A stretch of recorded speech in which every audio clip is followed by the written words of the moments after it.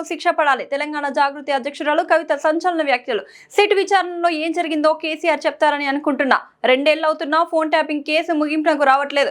విచారణను త్వరగా ముగించాలి. దోషులకు శిక్ష పడాలి. సిట్ విచారణను తప్పుపడుతూ కేటీఆర్ మాట్లాడడం సరికాదు.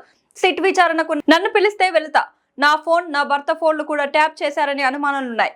బ్రదర్, మన ఏం జరిగిందో నాకు తెలియదు.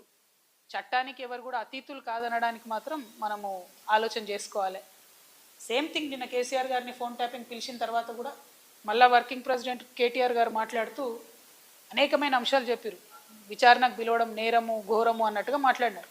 నేనేమంటున్నా, ప్రజా జీవితంలో ఉన్నప్పుడు అనేకమైన అంశాలు ఉంటే వాటి కాన్సిక్వెన్సెస్ ఫేస్ చేయాల్సి వస్తుంది. సో ట్రాన్స్పరెంట్గా విచారణ కొనసాగడానికి అందరం కూడా సహకరించి ఈ అంశాన్ని ఎంత తొందరగా క్లోజ్ చేస్తే అంత మంచిది. Thank you.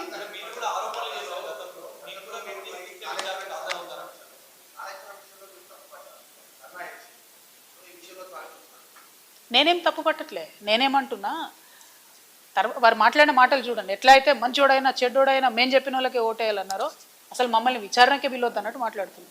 అసలు ఆ సిచ్యువేషన్ ఎందుకు వచ్చింది? ఇన్ని రోజులు పిలవలేదు కదా కేసీఆర్ గారిని విచారణకు. ఇప్పుడు ఆ సిచ్యువేషన్ వచ్చింది కదా. ఆ సిచ్యువేషన్ ఎందుకు వచ్చిందో ఇప్పటికన్నా అంతర్గతంగా వాళ్ళు పరిశీలన చేసుకోవాలి. 1, 2, ఒకవేళ పిలిచిండ్రు అనుకోండి విచారణకు, పోక తప్పదు. ఇప్పుడు రేపు నన్ను పిలిచినా పోతా. నన్ను కూడా అప్పుడు ఈడీ సిబిఐ పిలిస్తే పోతే కదా. నేను చేసినా నేరం చేయలేదా అనేటటువంటిది నేను చేయలేదని నా మనసుకు తెలుసు, కానీ అది ప్రూవ్ అవ్వాలి కదా. ఇప్పుడు కూడా అదే జరుగుతుంది. సో చట్టానికి అందరం కూడా సహకరించాలి. పిలిచినప్పుడు పోతాం.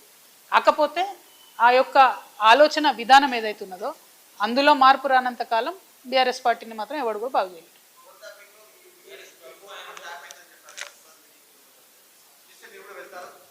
తప్పకుండా చట్టానికి సహకరిస్తాం కదా. చట్టానికి సహకరించకుండా ఎందుకుంటాం? వెళ్తాం. ఓన్లీ థింగ్ నేనేమంటున్నా అంటే, కాంగ్రెస్ గవర్నమెంట్ గుంటనక్కగతోని కంప్లీట్గా మ్యాచ్ ఫిక్సింగ్లు ఉన్నారు కాబట్టి వాళ్ళు దీన్ని కంక్లూడ్ చేయరు. నిజమైన నేరస్తులు బయటకు వస్తారని నేను అనుకుంటలేను. ఏదో టైంపాస్ చేసి ఇప్పుడు మున్సిపల్ ఎన్నికలు 10-11 రోజులు హడావుడ్ చేసి వదిలేస్తారేమో అనేటటువంటి ఆలోచన నాకున్నది. కాబట్టి Congress has to prove if the government is transparent, if they are serious, ఈ ఇన్వెస్టిగేషన్ షుడ్ గో ఫార్వర్డ్. ఏడబోతుంది? 2 ఏళ్ల నుంచి ఎక్కడ వేసిన గొంగలు అక్కడే ఉంది, తిరిగిన దగ్గరే తిరుగుతూ ఉన్నది. సో స్టాండ్ వేసి సైకిల్ దొక్కినట్టు ఉంది పరిస్థితి. అట్లా కాకుండా కంక్లూడ్ కావాలని కోరుతున్నాను నేను.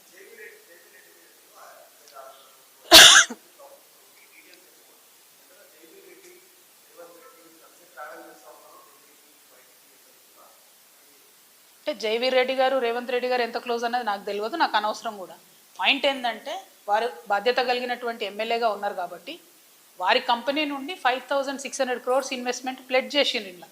సో వేరే కంపెనీలాగా ఇది కూడా ఉట్టిగా టైంపాస్ ప్లెడ్జా, సీరియస్ ప్లెడ్జా? వారు చెప్పాలి, ప్రభుత్వం చెప్పాలని నేను అడుగుతున్నాను.